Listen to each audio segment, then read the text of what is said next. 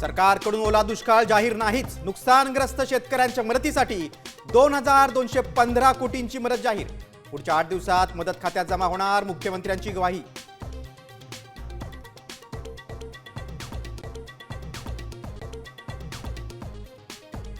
सरकारनं ओला दुष्काळ जाहीर करून एकरी 50,000ची मदत द्यावी, उडेट्टीवारांची मागणी। तर शक्तीपीठ महामार्ग रद्द करून 80,000 कोटी कर्जमाफीसाठी द्यावेत, खासदार सुप्रिया सुळेंची भूमिका।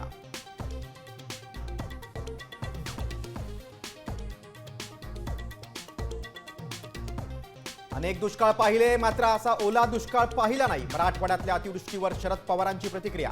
तर शेतकऱ्यांना तत्काळ 10,000 कोटींची मदत करा, उद्धव ठाकरेंची मागणी। पुराची वाढ झाल्यामुळे एक तर वल्ला दुष्काळ करा, नाही तर दिपोलीच्या तोंडावर आम्ही फाशी घेऊन मरू। उपपीक पाण्यात गेल्यामुळे बळीराजाच्या डोळ्यात पाणी। सरकारनं ओला दुष्काळ जाहीर करावा, अन्यथा दिवाळीत फाशी घेऊन मरू। नुकसानग्रस्त शेतकऱ्यांच्या व्यथा साम टीव्हीवर।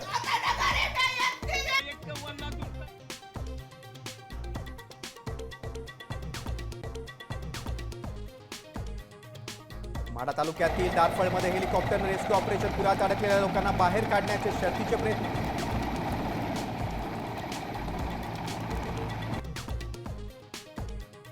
अतिवृष्टीनं पिसलेल्या मराठवाड्यावर पुन्हा पावसाचं संकट। 27, 28 आणि 29 सप्टेंबरला मुसळधार पावसाचा हवामान खात्याचा इशारा।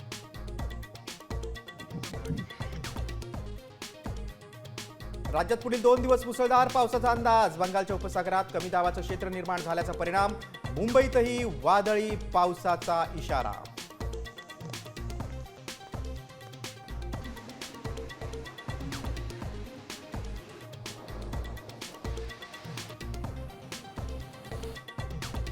आता isakal.com आहे देशातील नंबर 1 ची मराठी न्यूज वेबसाईट।